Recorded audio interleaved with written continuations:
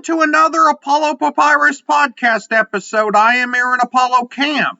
For this episode, my interview guest is the author of the Buddy the Bear children's book series, of which there are 3 books, and she is also the founder of Pen to Self-Publish, which provides services for self-publishing children's book authors. The interview focuses primarily on the Buddy the Bear series. Additionally, she produces the video podcast for children Imaginetime TV and leads the Global Impact Agency. Her name is Victoria Allen, and my interview with Victoria will follow the teleportation sound. Victoria Allen, welcome to the Apollo Papyrus podcast. Thank you so much for having me. I'm so excited to be here. Feel free to introduce yourself to our listeners. Awesome. Thank you for having me. So I am the author of Buddy the Bear books, and I'm also the owner of the Pen to Self-Publish program. So I'm ready to talk to you all things children's books, imagination, and ready to have a good time. The Buddy the Bear children's book series has 3 books in it. Without spoiling too much of the series and the books in it, what are each of the books called and what are each of them about? Yeah, so Buddy the Bear is the first book, the original in the series. This was just, first time getting out there as a children's book author. And that book is about, it teaches children about bedtime routines in a fun way. So we get to bedtime, we have a journey to the stars, right? And children can relate to that, and I'm sure adults can relate to the story too, because, something special of his goes missing, which sends him on that journey. So that's the first children's book. The second, we went with the first day of school. So Buddy's nervous about his first day, meeting new friends. I know we've all been there. And just so you know, you're going to hear this, but there's a magical journey in every single story, right? So it's relatable, but then there's that wild ride as well. And then the third story is Halloween, right? So, I just feel like every series needs a Halloween, a Halloween book in there. So that one is a very much so Halloween inspired. So those are my 3 children's books so far. What motivated you to write a children's book series? That's a great question. So, before this really came about, I was really in a wanting to pivot to a entrepreneurial place where I could use my creativity. So, working for corporate, that's great and everything, but I also knew that I had an imagination. So I had already been thinking about what am I going to do, and I was already in that mindset. So what really started this series was that I saw how my niece at the time was very intrigued with some glow-in-the-dark shoes. I don't know if you had glow-in-the-dark shoes. They were called like LA Gears back in my day, but it was really huge, and I think they were coming back. And so that glow in the dark made me think of like, oh yeah, as a kid, I was pretty kind of obsessed with glow in the dark things, glow in the dark stars. And it really led me down the path of children are afraid of the dark. I was one of the kids who was afraid of the dark. And so I said, we're going to tackle this issue in a story form. And that's how Buddy the Bear, the character, and then the stories were born. I never owned a glow-in-the-dark shoes, and when I was a kid, the area where I lived, there were probably more of those osh-bosh begosh overalls than glow-in-the-dark shoes around. But yes, I was aware of their existence at a young age, so. Yes, they keep coming back. My next question is about the illustration work for your book series. Did the same person illustrate each of the books in your series, or did you use different illustrators for the books? Yeah, so I've been using the same illustrator from the beginning. Julian Thomas is his name, and he's actually located in Romania. So we've worked on the 3 stories, and then he's currently working on illustrating my 4th children's book. The next few questions I have are about self publishing, as the books of the Buddy the Bear series are self published. What was your journey into self publishing like for you? So the journey into, okay, so the beginning was frustrating. Okay, so I want anyone who is just starting their self-publishing process, and maybe if you feel frustrated or annoyed, but you're still motivated, that is absolutely normal. I went to YouTube University, tried all these different things, and really just had to learn by, trying having a try storm, as I like to say, right? We do all this brainstorming, but at some point you have to try these different things to see if they worked.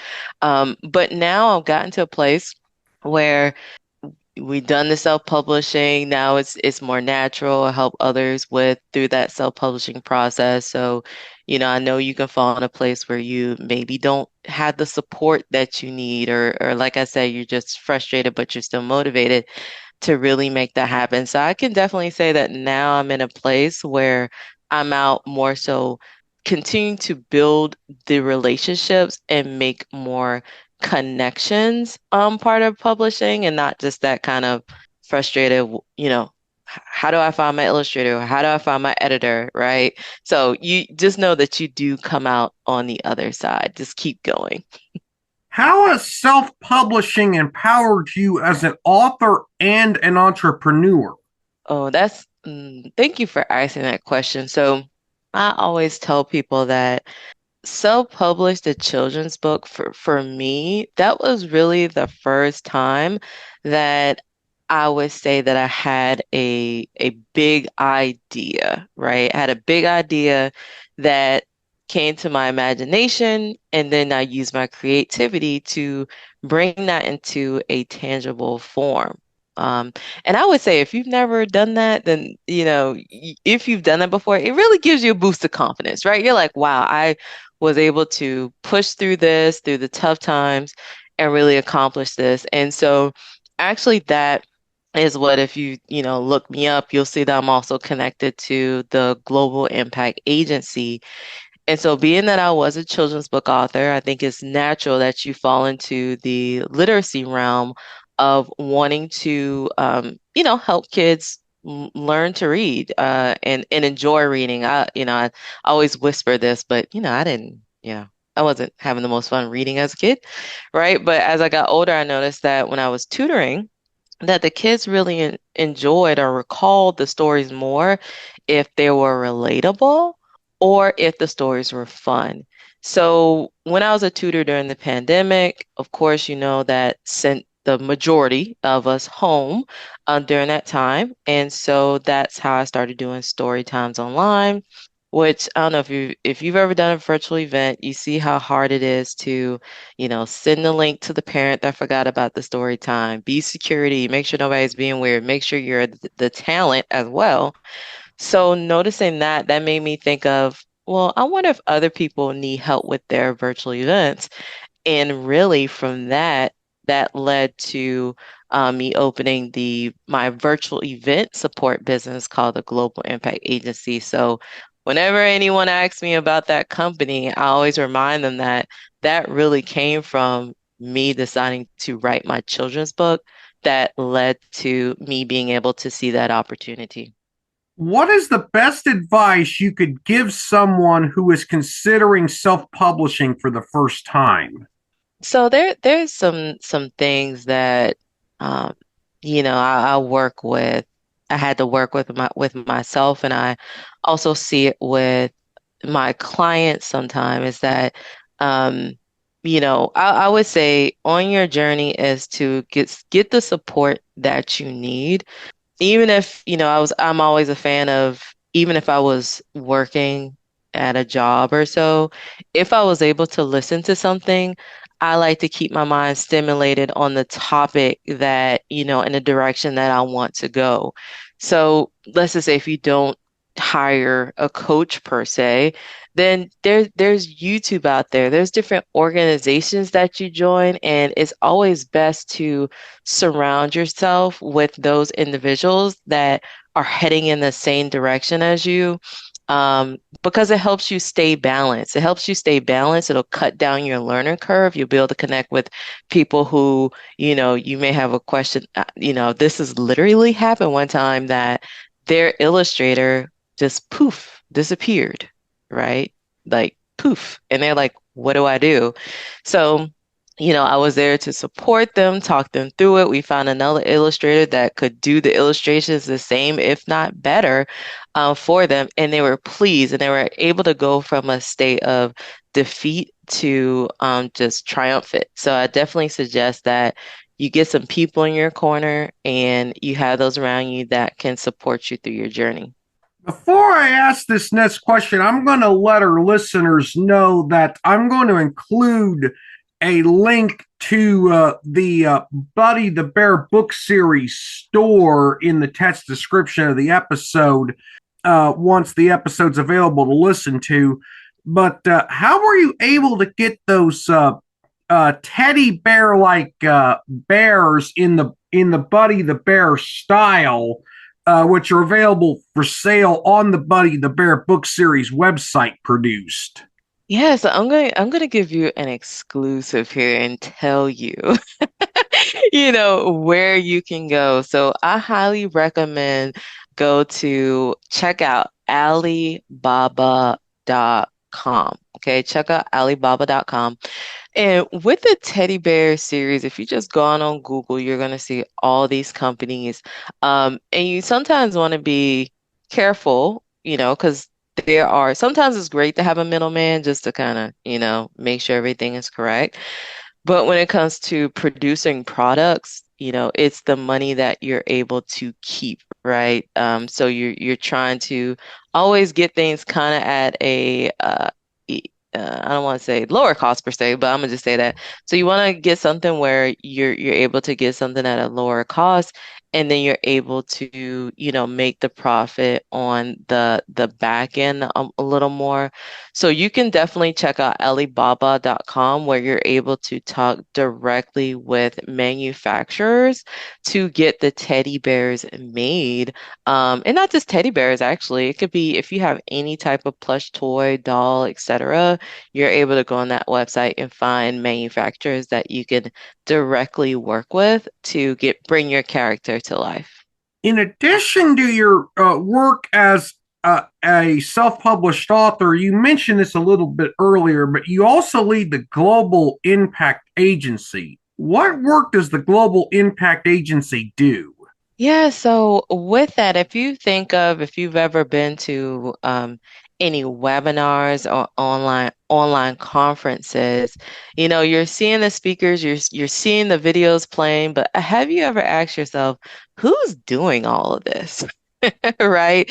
So that's an easy way to explain what my team does. So anything virtual events, we plan it, we can host it, we could be MCs for it. So we supported virtual events from conferences where they are getting the CEU credits, all the way down to, of course, doing a book launch, right? So we're there to help you connect with your audience virtually.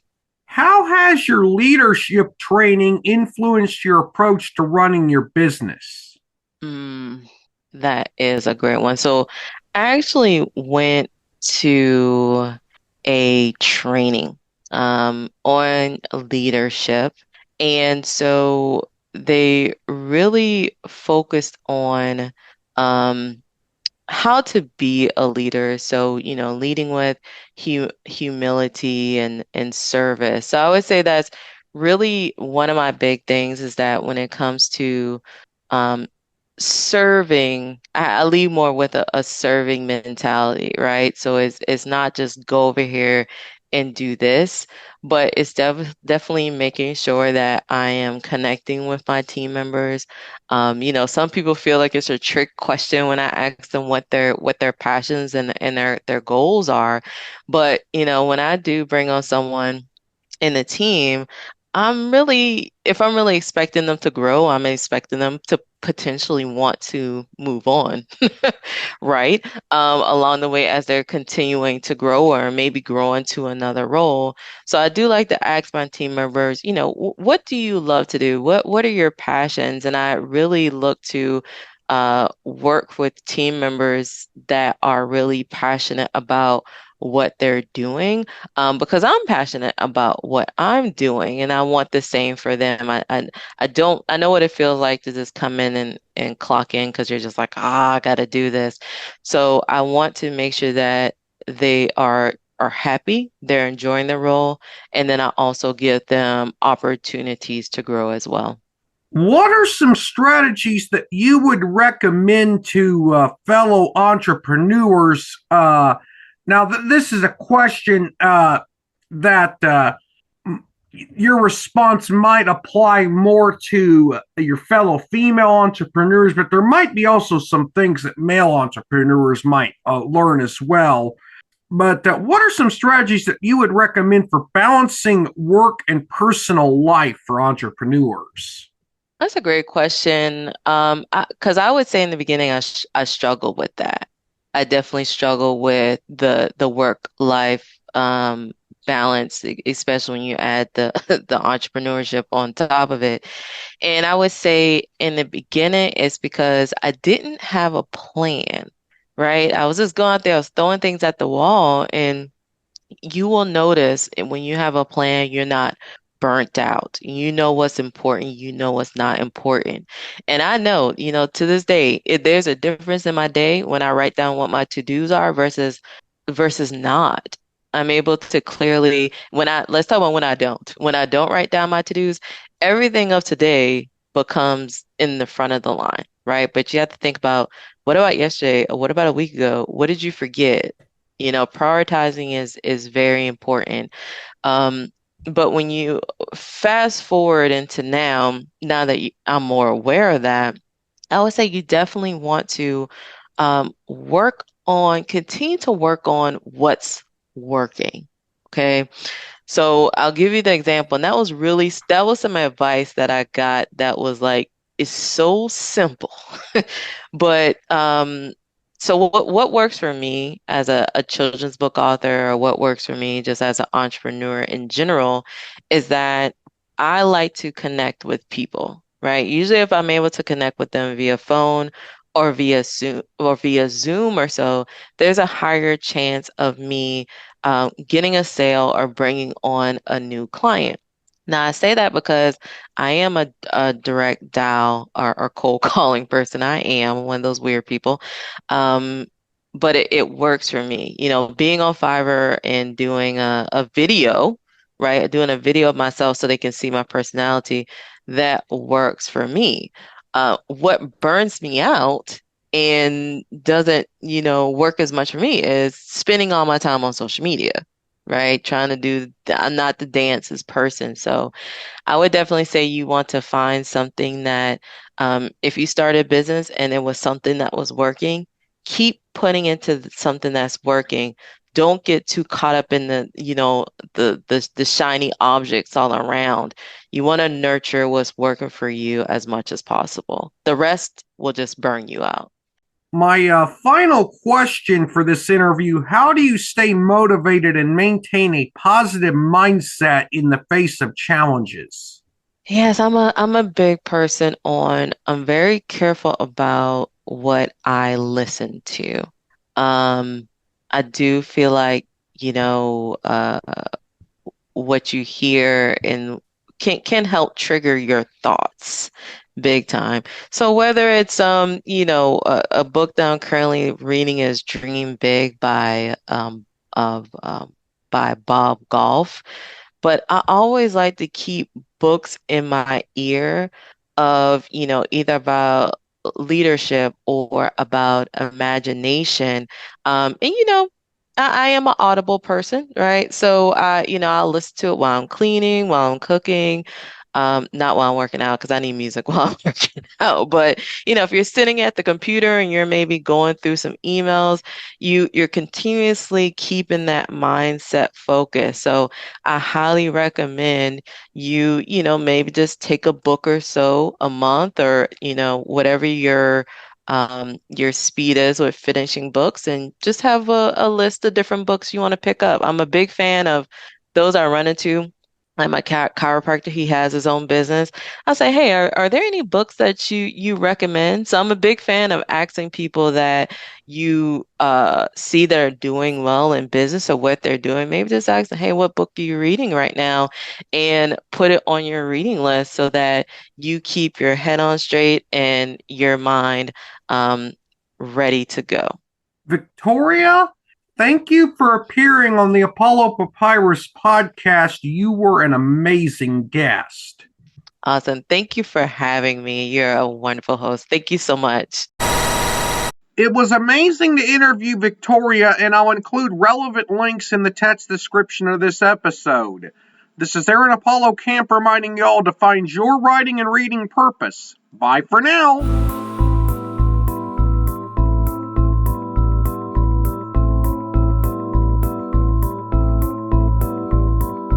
Copyright 2024, Aaron Apollo Camp, all rights reserved. This podcast episode is intended for the private listening of our audience. Any reuse or retransmission of this episode without the express written consent of the podcast host is prohibited, except under fair use guidelines. Royalty-free music and sound effects obtained from https://www.zapsplat.com.